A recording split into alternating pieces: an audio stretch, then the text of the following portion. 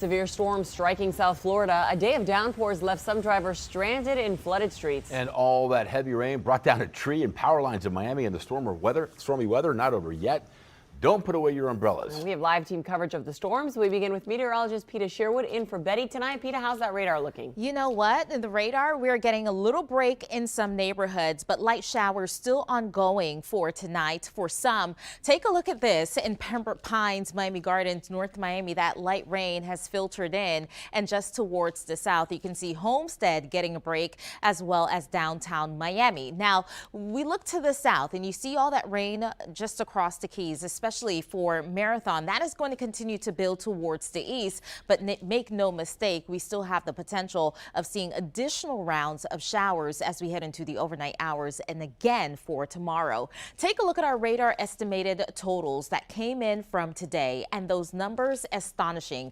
Getting radar estimated totals for North Miami upwards of 5 inches and up to 6 inches for areas including Tamiami. Now, as we head into the overnight hours, I think this version of Futurecast overdoing it. I think light showers will stick with us, and then as we head into tomorrow morning, we'll see them confined across Miami-Dade as well as the Keys, and then another round and wave of rain will be building in for the afternoon. So much so, we do have a slight risk of flooding in place for Broward, Miami-Dade County, and the Keys going into tomorrow.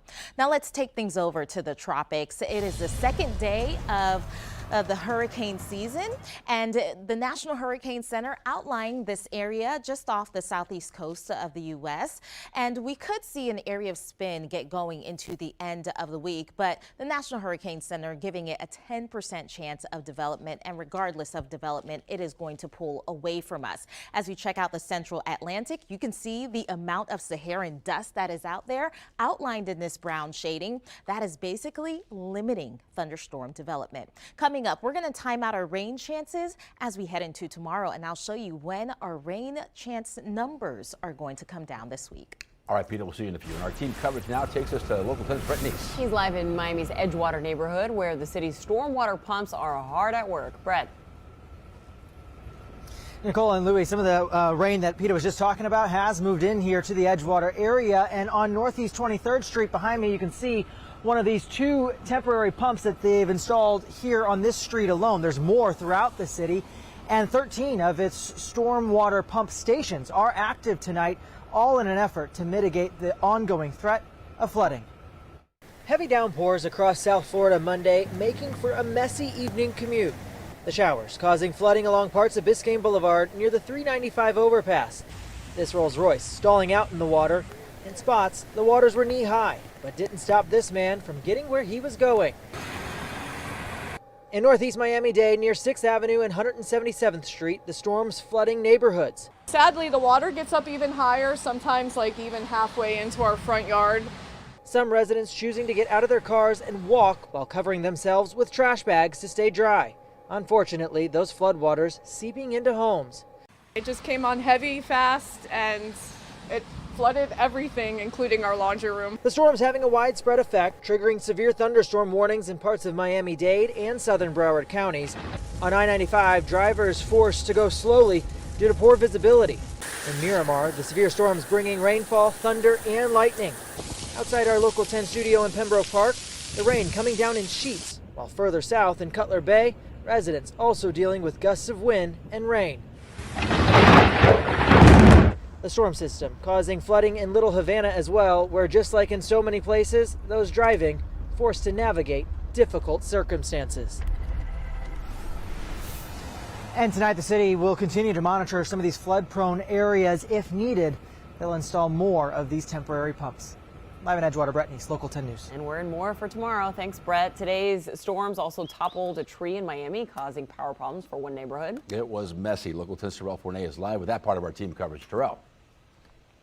Yeah, this was a tree that fell hard and fast. Take a look behind me because these work crews have been busy chopping it down. They have gotten that tree removed from the street because this road was impassable for a number of hours, but you can see that some power lines are still down. FP&L crews have also been out here. They've been very busy, and within the past hour or so, we know that some homes have since gotten their electricity restored.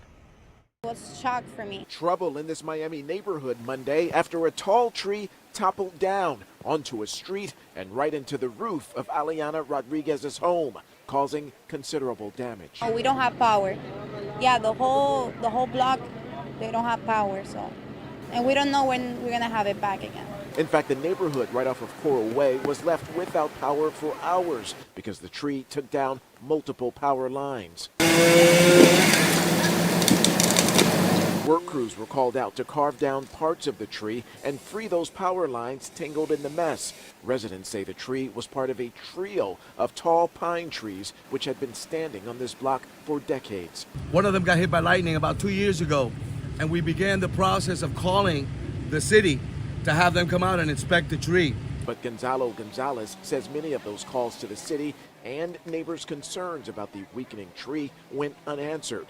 He and others here documented nearly a dozen calls over the past 2 years, which garnered no immediate action. The house where the tree fell, if it had not been raining today, that's where the kids play in this neighborhood. We're gonna have multiple fatalities. This is on the city. This is on those individuals that we called.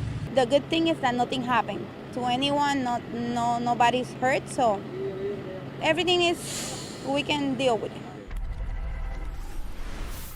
And that woman, Aliana, who you just heard from, is breathing an extra sigh of relief tonight because she says that she and her family literally missed that falling tree by just a few short moments because they had just stepped out of their driveway before it came crashing down. We just checked in with Florida Power and Light, and they are reporting that just under 100 homes in this neighborhood right off of Southwest 21st Terrace and 30th Court are still without power. But again, the same street where this tree fell, we know that some of the homes, their electricity has since been restored. We are live in Miami tonight. Terrell Forney, Local 10 News. Some angels watching over that family. Terrell, thank you.